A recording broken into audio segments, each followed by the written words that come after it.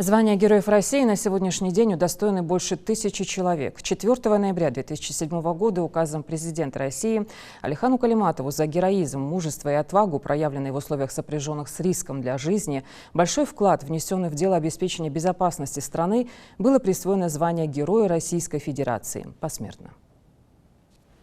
За каждой наградой история самопожертвования. 17 сентября 2007 года автомобиль Алихана Калиматова был обстрелян неизвестными в районе селения Газиюрт. При проведении следственных действий в его теле обнаружили 15 пуль, а в автомашине насчитали более 130 пулевых отверстий, выпущенных из стрелкового оружия разного калибра. Напомним, в Самаре на бульваре имени Героя России Алихана Калиматова установлен памятный знак в его честь. На главном корпусе Самарского государственного университета, в котором учился Герой России, установлена в честь него мемориальная доска. В микрорайоне Крутые Ключи открыт бульвар имени Калиматова и установлен памятный знак. Мемориальные доски открыты в школе города Сунжа в Ингушетии, которую окончил Алихан Калиматов, а также в Москве в Управлении по защите конституционного строя и борьбе с терроризмом ФСБ России, где прошли последние годы его службы. Он прожил недолгую жизнь, 39 лет, но оставил яркий след в истории своего народа.